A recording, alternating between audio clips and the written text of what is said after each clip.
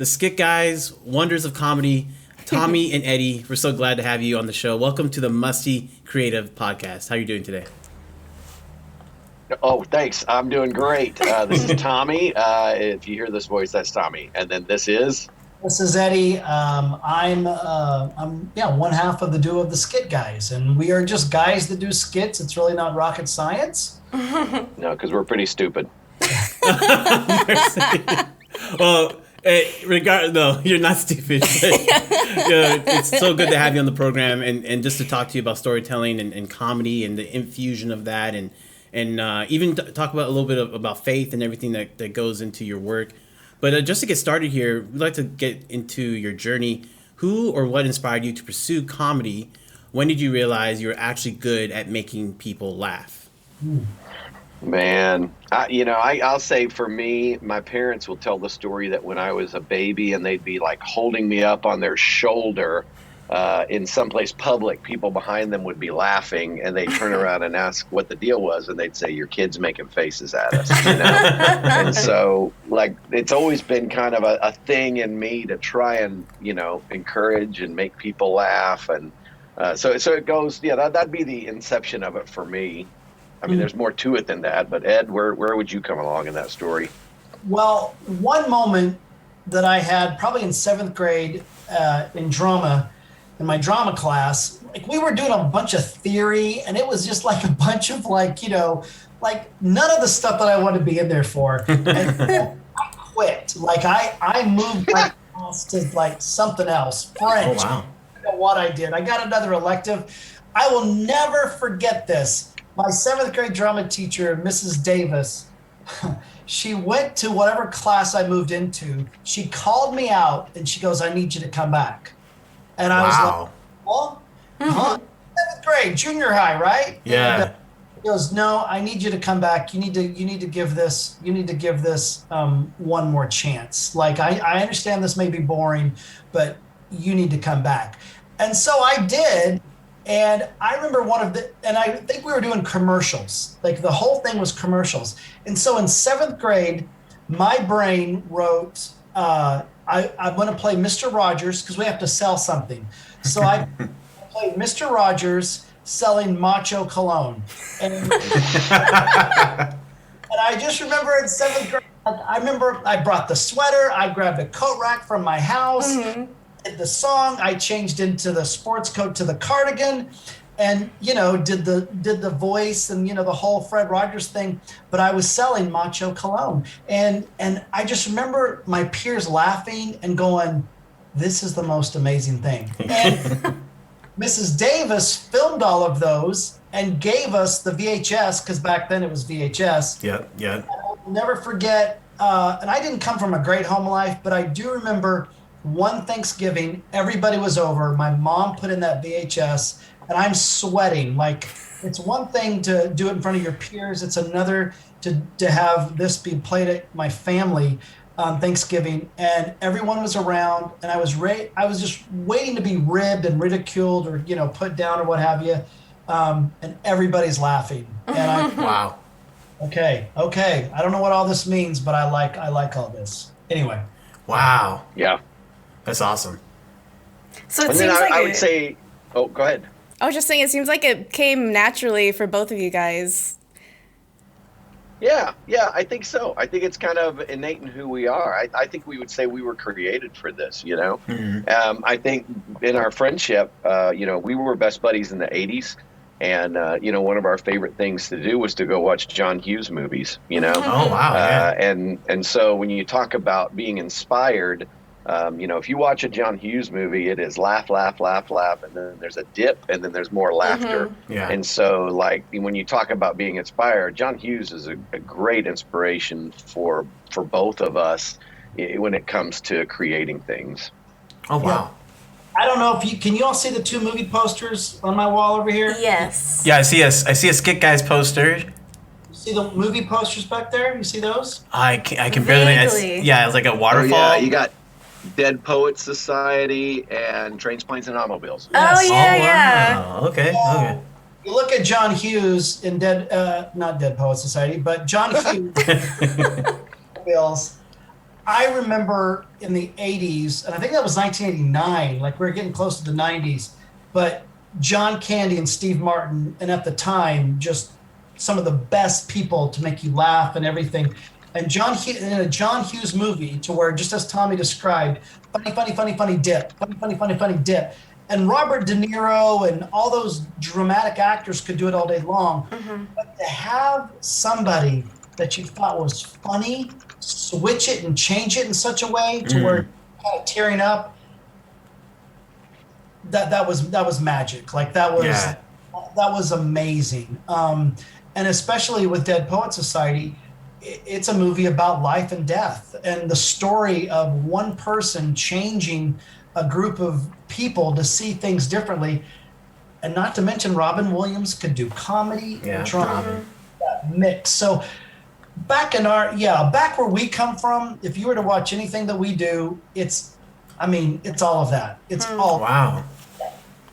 Yeah, that's one thing I was going to mention, is that you guys have a really great balance between drama and comedy. And I know a lot of times people try to put them in boxes, like you can't do one with the other, but I think you guys have a really well-balanced view of like the flow of a story and when to make people laugh and when to make them think and when to make them cry. So I just wanted to applaud you guys on that, because that's really hard to do sometimes. Thank you. What a great compliment. That's the highest compliment you could give us, because that's what we grew up with. That's what we try to do. Yeah, that's great. Thank you. That's great. Yeah, you're welcome. I have to confess, I'm sure Michelle's watched more John Hughes movies than I have. I think I've only watched one. It's one where the kids are in detention. Oh yeah, Breakfast Club. Breakfast Club. That's unfortunately that's the only one I watched. I do want to watch Dead Poet Society, because I was just watching something about Robin Williams the other day. The love story. Both of those movies are incredible. Yeah. Save Planes and Trains. It's a Thanksgiving movie, so just save it for then. That could be something y'all could watch at Thanksgiving. But Dead Poets, amazing story, amazing acting, amazing just teachable moments too. Great teachable moments. Anyway. That's awesome. That's very cool. So how did you, because you guys have this sense of humor, you know that you're talented at it. When does it become the Skit Guys? Oh, that's a great question. We started when Eddie was still in high school. I was a freshman in college. We started doing skits together. Life took us separate ways. We continued to do that, a little bit on our own, each in different places, different parts of the world. And then we got brought back together in around 1997. And, we started doing skits. I mean, I don't really know how to explain it. It's not like there was this grand master plan of taking over the world with skitdom,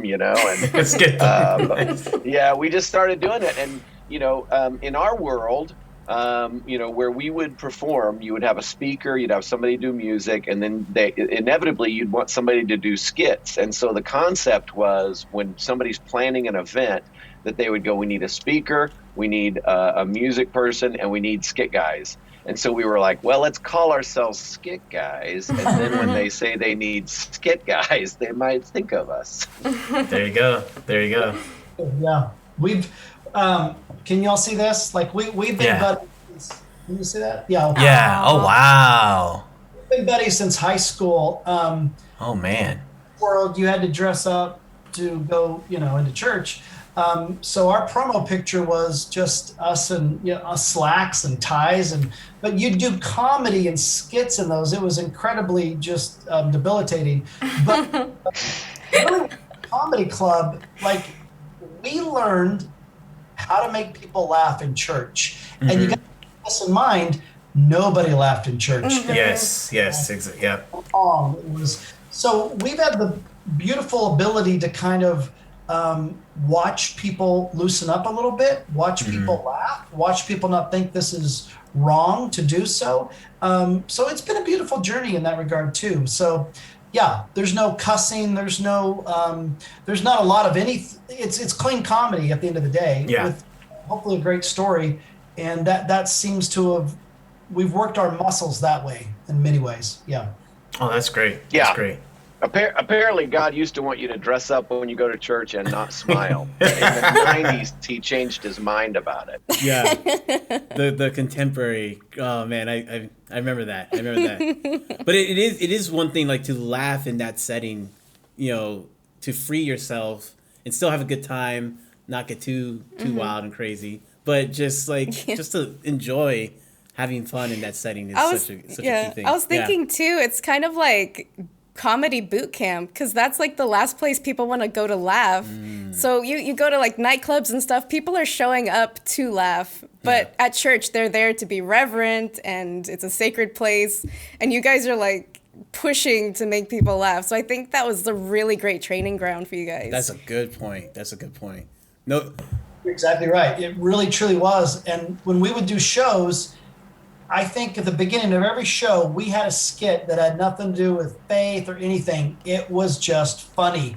And to us, it was like, if we can get them to laugh on this skit, which too, we're trying to earn credits. If you don't know who we are, what are these two middle-aged men doing on stage? They look like our uncle.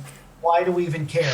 And then you're getting invited to youth events. So then there's even added pressure. So we skits that had nothing, that were just supposed to be funny. And that was kind of our barometer to go, okay, we're in. We can do anything after this because this set us up for success. Or we're fishing. People call it in comedy, like you're throwing out lures to see what this audience wants as far as bait. Yeah. Mm-hmm. So that was kind of our bait right there to see if we've hit the right timber and, pitch, so to speak. And I would love to take those skits that have nothing to do with God or anything, but kind of our openers. I would love at some point to go into a nightclub and just try those and see if we can make, people laugh and see, because that would be a great test at a concert. I would like to see that too. And then I just want to clarify too, when I think of skits, like I know what we're talking about, but I hear another word like sketch, like Saturday Night Live. Is that kind of in your thinking? Is that the same thing, or is there are stark differences, or they're not? Yeah, I mean, it depends who you're talking to. Yeah. Depending on what part of the world you're in, skit means something completely different that you can't even say in church. But I think, I can't remember who it was. Somebody, with a background was talking about how a skit is something that, teenagers put together to perform to save the school. Do you remember who that was, Eddie? No, but So, I mean, it's a sketch, it's a skit, tomato. We had we had somebody call us on the carpet one time about it. They did sketches and we did skits, and it bothered them that we called ourselves the Skit Guys. And, I basically nicely said to them one time, I was like, if I have, a pile of cookies and I call them poop, but everybody still keeps eating them and they want more of them, does it matter that I call it poop? Great, because he was just like, oh, well, yeah, I guess so. It's working. So it's working. Yeah. He was trying to go, you guys are better than skits. It's such a degrading term. There's a great scene. Tommy, what was that TV show? It didn't go very long. Matthew Perry was in it. It was written by the same guy that wrote, what's his name? From West Wing. On the Sunset Strip. It wasn't Friends, was it? It didn't go very long. It had a number in it. It was basically what Saturday Night, it was a drama. It was an hour-long drama on Saturday Night Live, basically. It was a sketch variety show. And one of the writers or somebody, there's a scene where one of the writers calls something a skit. And one of the actors goes, a skit?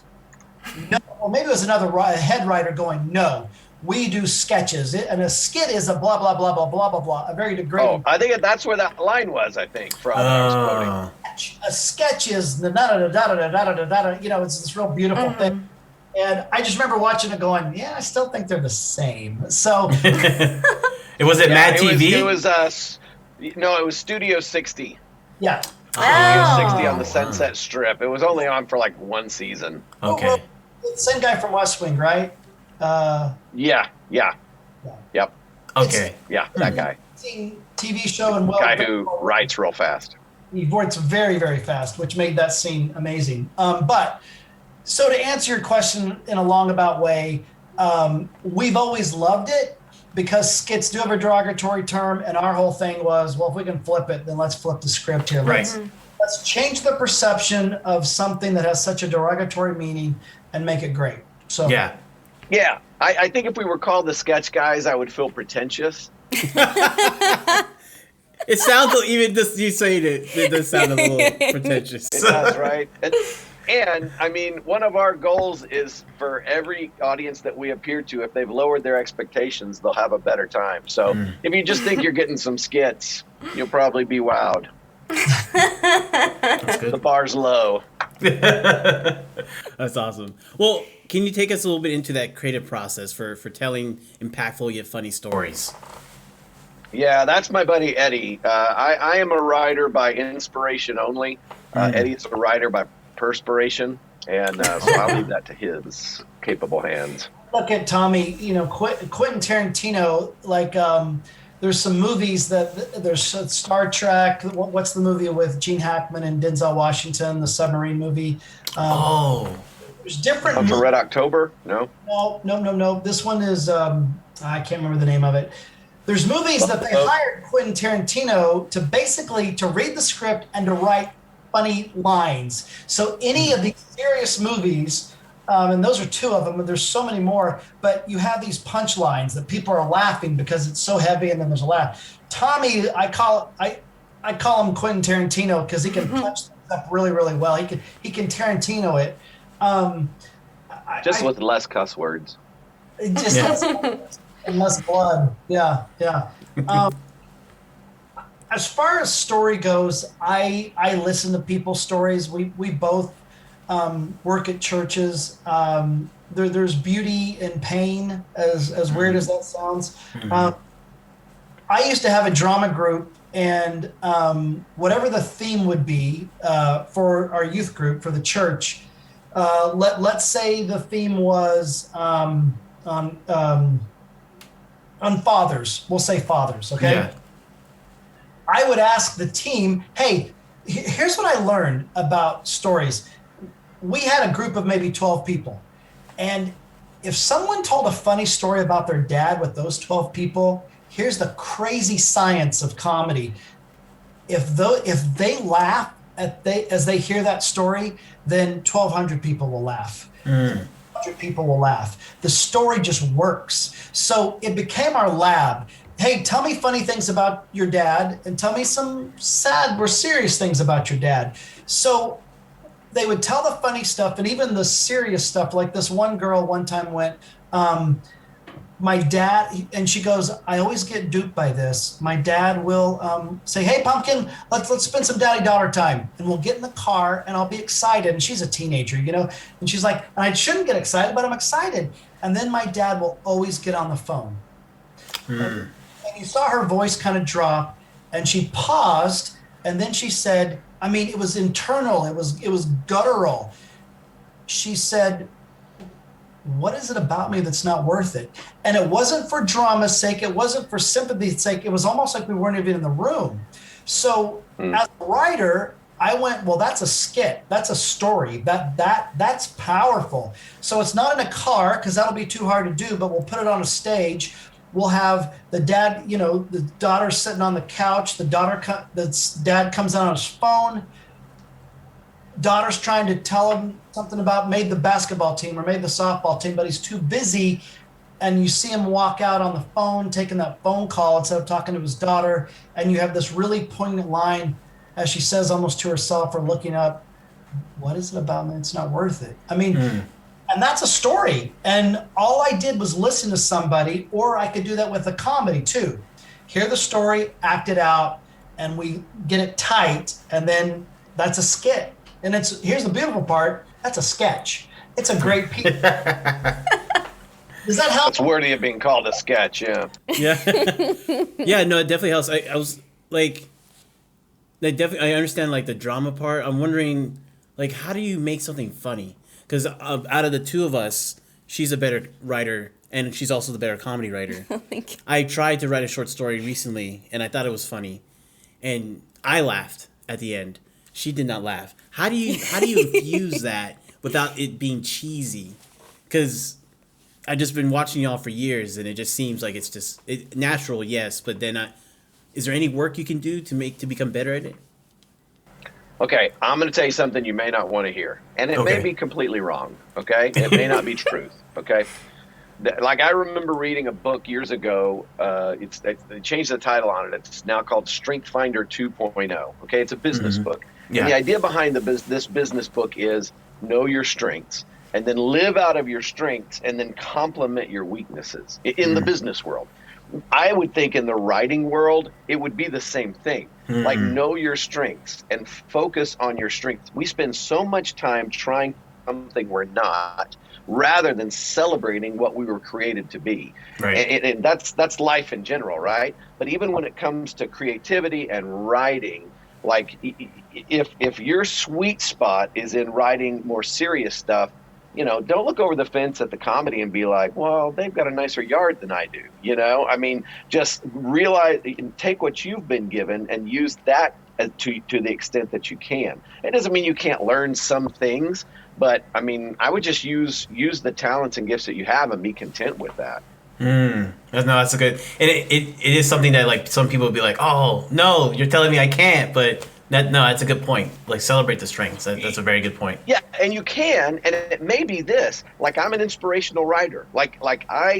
If you were to tell me, hey, write something on this subject right now, God, I'm going to sit forever, and then what I do write probably won't be that good. But if I have an idea for something, boom, I'm going to write it. Well, there may be a time that you're writing something and you have a burst of comedic inspiration, and so you might be able to write that down, but it just doesn't become your bread and butter, so to speak. Gotcha. You also find too, like I have, oh goodness gracious, you can get them they're called field notes. They're little books. They're little booklets, and I've got 3 of them, and I can't find any of them. Like this, but smaller, right? Like a tiny version of this. Oh, that's cool. Here's one. Well, for our audio listeners, we're looking at books with like notes and paper. Oh wow. Okay. Oh wow. It's like you strung it together with a paperclip.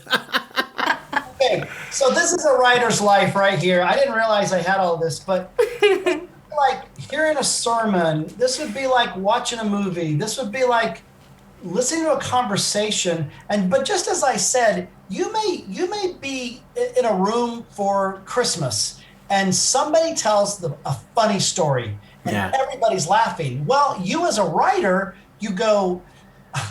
I used to, when I would hear stories, it'd be like, especially if they were hard stories, it'd be like, oh, can we pray for you? Let's pray right now. And then I would like, I'm going to steal that, okay? Like, and the same with the funny stuff. Like, if everyone's laughing, it's like, you're at Christmas sitting around and go, that was a funny story. That was a funny line. Write that line down. Then you become a great writer. Like, they're not going to have a platform. They don't want to write anything. They just told a funny story. And it's a beautiful line that one day I insert. Like all of this stuff, I will go through and I'll look and go, oh, that could work, that could work, that could work. So, I mean, I would also, it's Michelle, is that right? Yeah. Michelle, when you're writing something comedically, do you hear laughter in your brain? I don't know. I know that I would laugh at it myself, like when I would write it. So like as I'm writing something out, it would actually make me laugh. Like I wouldn't try to write something and then I don't think it's that funny, but like, this will be fine. Like I try to make sure like this is actually making me laugh myself. Okay. And have you watched that thing that you've written be performed and you're in the audience and you hear people laugh? Yeah. Have you experienced that? Okay. Yeah. I think that as you go through the years and you keep doing that, like it's so crazy. Like my brain, I will type or I will write something or I'll scribble something out. And it's not so much anymore me laughing, but that's a laugh line, that's a laugh line, that's a laugh line, and I can hear it. And then at my church, if I watch a video, I'm going, boom, that worked, that worked, that worked. That didn't work so much. But it's like it almost becomes a muscle that you just keep working. And then there's lines that didn't intend to be funny or didn't know, and then you're going, whoa, that was amazing. But it's an amazing muscle that if you do like to write comedy and you're writing those little quippy jokes or the sarcastic ending or that little punch or that jab, and you get to hear you get to hear it work out. I think that's almost confidence and cement being poured onto your gifts and talents in a way to go, I've got this. And you just keep working that muscle. Yeah. Does that answer your question? Yeah. Oh, yes. Yes, it does. Yeah. And that's why I'm glad, we're partners. We're marriage partners and writing partners. So, like, she can compliment, I can compliment her. The yin and yang. Yeah. Yeah. Keep some of these field notebooks. You never know when you hear a funny sentence, and write it down. You never know when you hear something you go, well, that'll work. That was a conversation, but that's hilarious. And then you're a third in the door to where, Yeah, I think, didn't we publish a sketchbook, skit book, whatever we want to call it, years ago called Begged, Borrowed, and Stolen? Yeah. Oh, man, that's a good name. Yeah. SkitGuys.com. Go ahead and purchase it now. I don't think that one exists anymore. That might have been the very first one we did. I think was Begged, Borrowed, and Stolen. Yeah. It was just for us. Yeah. Oh, very cool. Very cool. I was wondering what you think the benefits of comedy are in getting messages across within your skits. Man, I want to say everything right now. I'll choose this one. What we do is faith-based, and the Bible says that laughter is good medicine. And the truth of the matter is, science backs that up. Like, you or at least Google Science does. You Google. You can Google the benefits of laughter, and there's cardiovascular benefits, there's emotional benefits, there's endorphins that come out. So, I think it's not just that you're giving somebody, on top of all that, you're giving them a break from the mundane, a break from the stress that the world is throwing at them constantly. And so, I'll leave Ed to fill in the blanks and maybe share something else. But I think that there's just a great truth, whether you even subscribe to the Bible or not. There's a simple truth that laughter is good medicine. So I think that's one of the great benefits. Yeah. I know nobody can see this except you guys, but that's me and Tom when we're in high school. Can you kind of see us a little bit? Yeah. Wow. You said that's Eddie and Tommy? Yep, that's us. Yeah, that's us. Man, I love seeing your old photos. I just takes me that takes me back. That's crazy. I wish I still had that Guess jean jacket. Yeah. You see that red car right there? Yes. Okay, that's Tommy's car in high school, and that car was supposed to take us to New York so we could audition to be on Saturday Night Live. Like, that was the goal. Wow. To high schoolers. And then, God got a hold of our lives, and it really became a thing of, Jesus, maybe you said it, that church dramas and comedies were so cheesy. Like, there's just cheese involved. I mean, faith-based stuff is like 15 years behind the curve, right? Yeah. So there was even something inside me in high school, like that guy that picture I just showed you, that guy, when I said yes to God, and I said, I want to live my life for him. I want the things to back up, what the Bible talks about and stuff. I want to live out that. I got all these skit books, these faith-based skit books, and they were so cheesy. Like this would have been a drama. Okay. So an actual 80s Christian skit. Okay. Mm-hmm. Hey, Joe, you seem really sad today. Oh, What's no. the matter? Yeah, I'm sad. Why are you sad? I need Jesus, I guess. Yes, you do. That would have been a skit. Because a skit, especially in church, you had to get to the word Jesus or God really, really, really quickly. Right. Why are you even up there? Like you can't. You're giving away sermon time or a music. You're giving away a song. Yeah. Yes. Yeah, you had to make sense really quickly. So all that to say, we started out in our youth group basically stealing Saturday Night Live skits and trying to make them Christian, which is very hard to do. But we learned something then, like our peers were laughing their butts off, and we were not cheesy. We were figuring this out. We believe humor breaks down walls for truth to enter.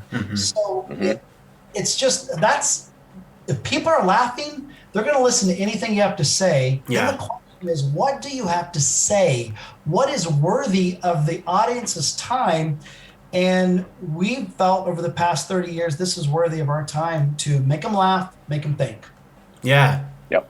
To go back to like a director you mentioned, what you said about like breaking down barriers to make people think, I always like to go to Django Unchained as one of those films. Yeah. Because like watching that film with people of different, backgrounds and cultures and different skin colors, it's like we can all laugh at it and have a good time. We're still learning something. Obviously it's a sore subject, but like we're having a good time laughing at this. Oh, That is a great example. Yeah. Yeah, I was just gonna say the Ku Klux Klan scene always comes to my mind. Yeah. Yes. Oh, for sure. It's the same thing with Black Klansman. Like, very funny, but the point has gotten across. Right. Exactly. That's awesome. So when it comes to faith and storytelling, like how you you talked about a little bit, you didn't want to make it cheesy, but how do you over these years kind of hone the craft of bringing that together as one? And of course also the drama, because you Skit Guys, you make us laugh, but you also bring those impactful drama stories that are tearjerkers as well. Like, we mentioned God's Chisel before in previous conversation, but there's so many other ones where, God, I Need You. Like, I played that at church and seen that at church many times. Tom, did you have something you wanted to go with? No, you lead this one. Yeah. I really do think, if I'm understanding the question, I really do think those powerful moments really are real life moments. We've had, still to this day, I mean, and it really is, like, I know the audience can't see this, but I just write down a bunch of stuff. There's two types of pain: discipline and regret, right? And the writer, the regret is I didn't write it down. The regret is I had this great idea and I was driving and I should have pulled over. The regret as a writer is I did not do it. Or you can take the pain of pulling the car over, waking up at 1 a.m. and writing it down, stopping yourself after a funny story at Christmas time, and the pain of the discipline of writing it down, just jotting those notes down.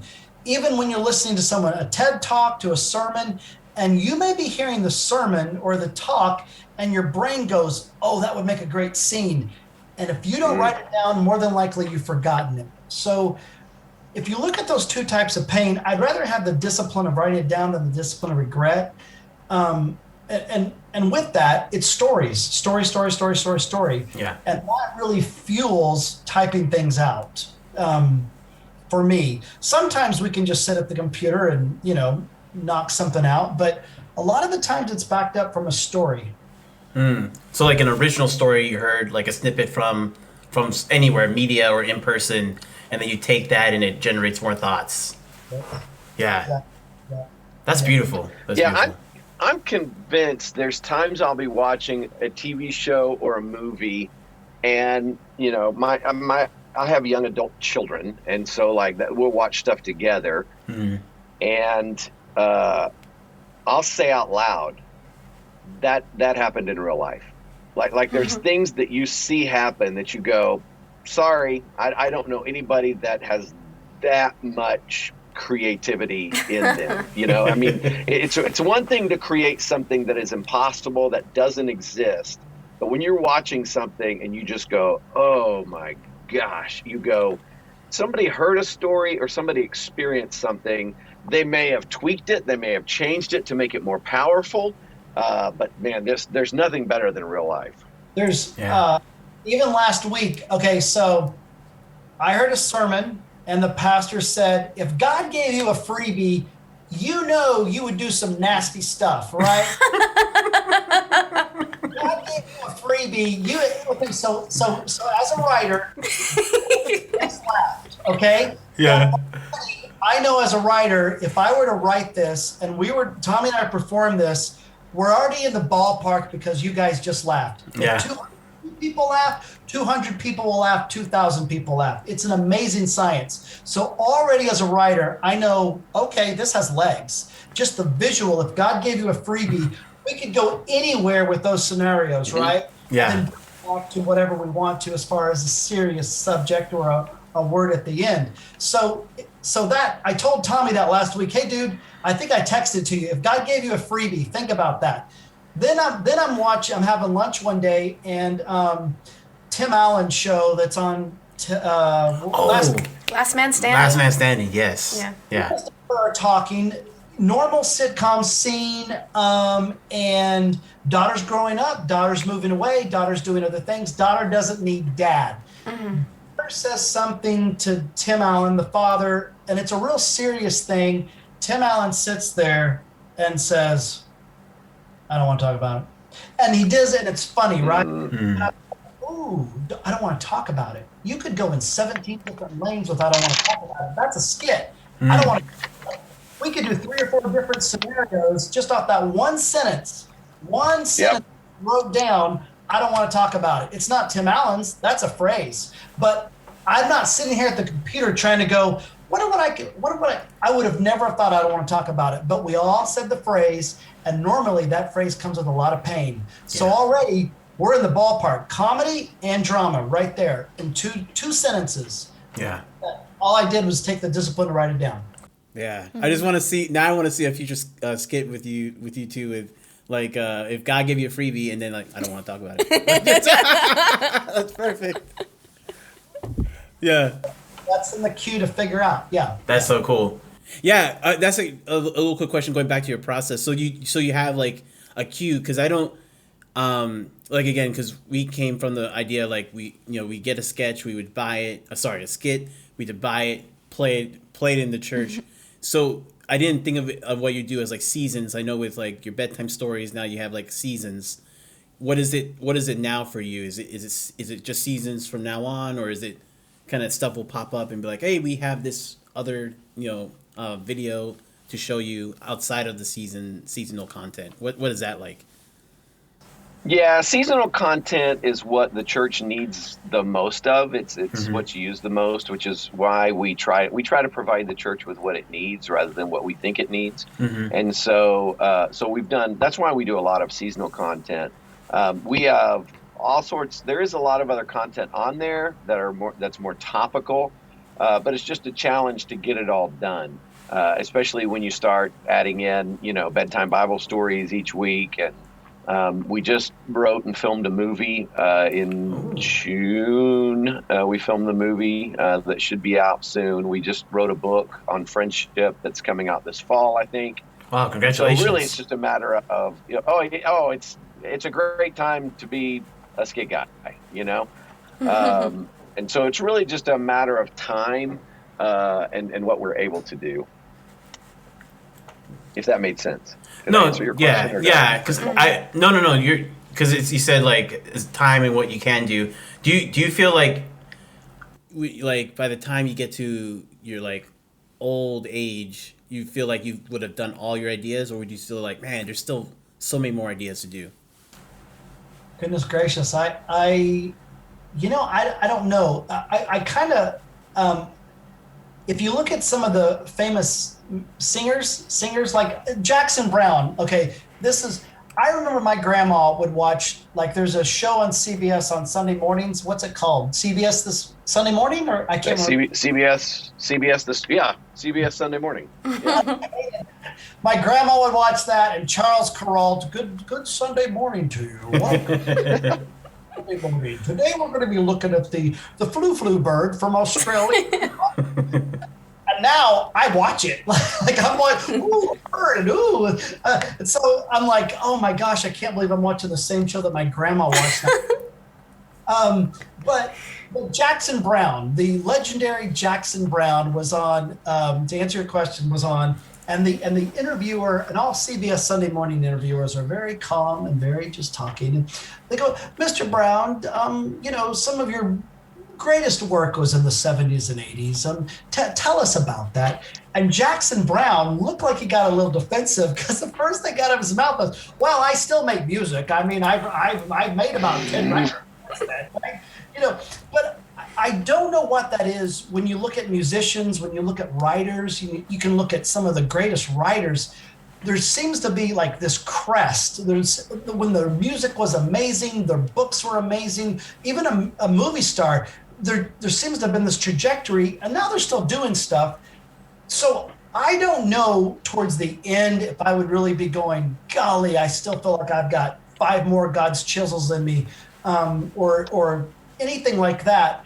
I still think there's some memorable moments we have not had yet or come up with yet. But I think a huge part of that, friends, is just by saying yes. I mean, if we look at bedtime Bible stories, like that happened during COVID. It was never a dream or a goal. It was, what can we do for families during the pandemic?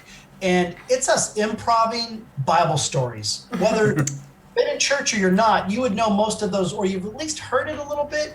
But it was really to bring families and kids comfort. But I think the more you say yes to things, the more zeitgeist, lightning in a bottle type moments happen. Just as a pitcher would, play baseball, and they're going to strike out a lot, but they're going to hit some memorable moments. Is there any advice you would give to others who would want to create similar careers as yours for themselves? Yeah, aim higher. No, do what you love. Like I mean, at the end of the day, Eddie and I never set out to be Skit Guys. Mm-hmm. Like we were both ministers, and yet there was always this drive in us that we loved. We loved performing. We loved laughing. We loved each other's company. I mean, we're best friends, And so, I think if you've got something in you that you love to do it. But for a long time, I'll just say it as it is. We served God as ministers, as youth pastors, mm-hmm. but we never stopped performing. We never stopped doing skits. But skits didn't pay the bills. Skits wasn't a job.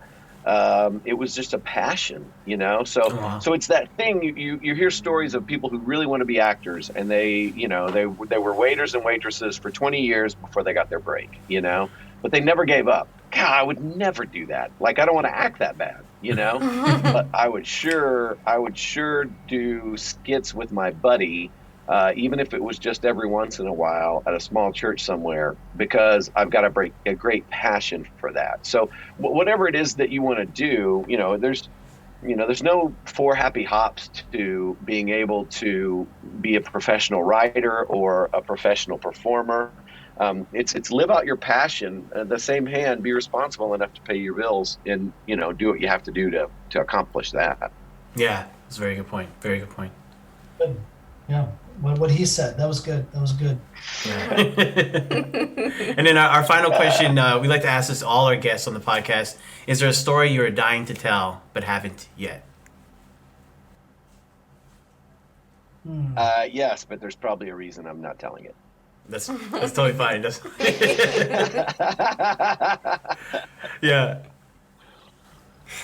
That's a great question. Is there a story to tell that you're dying to tell but you haven't yet? That's a great question. And I don't have a quippy or instant answer for that. So. Oh yeah, no, it's all good. I would say this, going back to one of the ways that Eddie even described of how our creative process, his creative process, many times that has to do with real people. And there are stories that come up that you go, the world needs to hear this story, but I can't tell that story right now because that person, it wouldn't be good for that person. And so I think there's always a story that you go, man, if more people could hear this, it would bless them, it would encourage them, it would help them. But now's not the time, you know? And so you always, if you're telling a story that contains a real person's life, you always keep that in mind, you know? Yeah, that's a very good point. Very good point. Yeah. Yeah. It's good. I was thinking of that story, Eddie, with Jerry, you know? Jerry Montgomery. No, I'm just kidding. I'm just making up a name. Oh, wow. Start Googling. I know, right? What Jerry Montgomery? No, but thank you so much.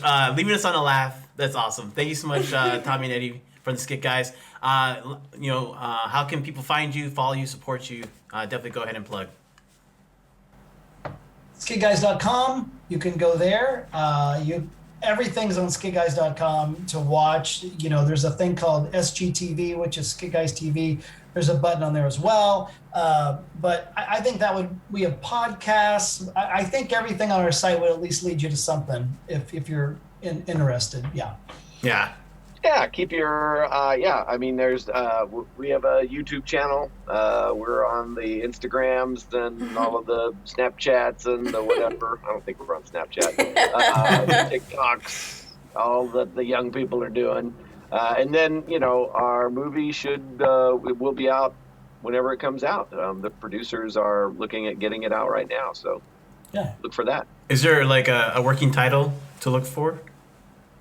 Yes. The movie's entitled Family Camp. Family Camp. You can Nice. IMDb it. It's on IMDb, guys. It's official. Nice. That's awesome.